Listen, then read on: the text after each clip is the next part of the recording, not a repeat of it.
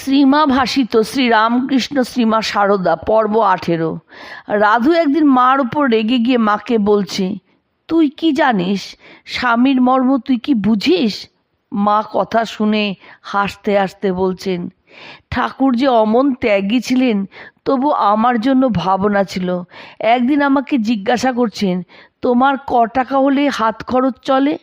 আমি বললাম, এই 5-6 টাকা হলেই চলে।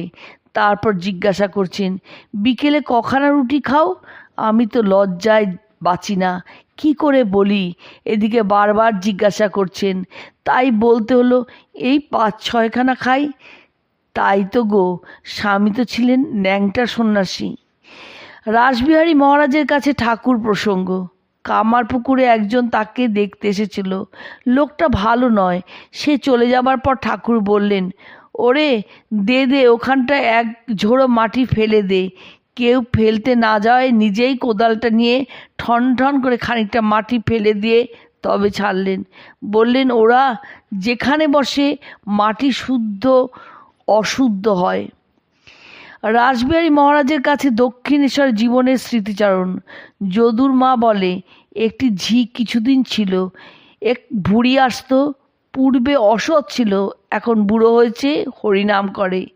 একাটি তবুও ও আসছে, ওর সঙ্গে কথা কইতুম। একদিন ঠাকুর দেখে বললেন, ওটাকে এখানে কেন? আমি বললুম, ও এখন ভালো কথাই তো কয়, হরি কথা কয়, তাতে দোষ কি? মানুষের তো আর মনে সবসময় পূর্বভাব থাকে না। তিনি বললেন, ছি ছি, বেশ্যার সঙ্গে কি কথা, শত হোক রাম রাম, পাছে কুবুদ্ধি শিখায়। এই ভয়ে তিনি ওসব লোকেদের সঙ্গে কথাটি পর্যন্ত কইতে নিষেধ করতেন। এত করে আমাকে রক্ষা করতেন। রাধুর দুরারোগ্য ব্যাধি প্রসঙ্গে মা রাধুর জন্য চণ্ড দেখানো স্থির করে ঠাকুরের চণ্ড দেখানোর কথা বলছেন। ঠাকুরে যখন মহাভাব হতো, বুকের ভেতর যেন 7টা আগুনের তাওয়া জ্বলছে। বইয়েতে সব পড়েছ তো? তখন আমার ভাসুর তাকে দেশে নিয়ে এলেন। পাণ্ডবা থেকে একজন চণ্ড আনালেন। দেবতার ভর হতে সেই চণ্ড বললে, তার ছেলেবেলার নাম করে, ও অমুক গদাই, তোমার এই মহাভাব ঈশ্বরের মহাকৃপায় হয়। এ রোগ নয়, তুমি অত সুপারি খেও না। সুপারি বেশি খেলে পুরুষের ইন্দ্রিয় দোষ হয়। ছাঁচে ঢালা মানে কি? স্বামী অরূপানন্দের এই প্রশ্নের উত্তরে মা বললেন, ছাঁচে ঢালা মানে ঠাকুরকে ধ্যান চিন্তা করা। ঠাকুরকে ভাবলেই সব ভাব আসবে। তিনি যেসব করেছেন তা চিন্তা করা। ঠাকুর বলতেন, আমাকে যে স্মরণ করে তার কখনো খাওয়ার কষ্ট থাকে না। ঠাকুরকে স্মরণ করলে তার খাওয়ার চিন্তা থাকে না, এ কথা ঠাকুরের সম্মুখের কথা কিনা? রাসবিহারী মহারাজ জিজ্ঞাসা করায় মা বলছেন, হ্যাঁ, তার নিজ মুখের কথা। তাকে স্মরণ করলে কোনো দুঃখ থাকে না। দেখছো না তার ভক্তেরা সকলেই ভালো আছে? তার ভক্তের মতন এমনটি কোথাও দেখা যায় না। এই তো কাশীতে এত সাধু দেখেছি, তার ভক্তগুলির মধ্যে কোনটি? কাশীতে দর্শন প্রসঙ্গে মা বলছেন, রাত্রে বিছানায় শুয়ে জেগে আছি, হঠাৎ দেখি যে বৃন্দাবনের শেঠের বাড়ি নারায়ণ মূর্তি পাশে দাঁড়িয়ে।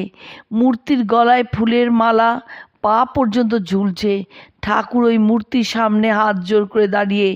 আমি মনে মনে ভাবছি, ঠাকুর এখানে কি করে এলেন? বললুম, ও বিশ্বাস করতে চায় না। ঠাকুর বললেন, বিশ্বাস করবে বই কি, সব সত্য। কাশীতে মরলে মুক্তি হয়। সেই নারায়ণ মূর্তি আমাকে দুটি বললেন, তার একটি এই, ঈশ্বর তত্ত্ব না করলে কি তত্ত্বজ্ঞানের উদয় হয়? অপরটি মনে করতে পারছি না। মা ঠাকুরকে নারায়ণ মূর্তির সামনে হাত জোর করে দাঁড়িয়ে থাকতে দেখেছেন শুনে খগেন মহারাজ মাকে এর তাৎপর্য জিজ্ঞাসা করায় মা বলছেন, ও তার ওরকম ভাব ছিল, সকলের সামনে দীনতা। লাটু মহারাজ তার স্মৃতি কথায় বলেছেন যে ঠাকুরের লীলা সংবরণের পর মা কাশীপুরে ঠাকুরের ঘরে ঢুকে উচ্চস্বরে কাঁদতে কাঁদতে বলেছিলেন, মা কালী গো, তুমি কি দোষে আমায় ছেড়ে গেলে গো? ঠাকুর সম্পর্কে মা ভক্তদের সব সময় বলতেন, ঠাকুরই সব, তিনিই গুরু, তিনিই ইষ্ট। ঠাকুরের প্রতি নিজের অনুভূতি সম্বন্ধে মা সুধীরা দেবীকে বলেছিলেন, আমার একবার এমন অবস্থা হলো যে নৈবেদ্য থেকে পিঁপড়েটাকে পর্যন্ত তাড়াতে পারেনি। বোধহয় যেন ঠাকুর খাচ্ছেন।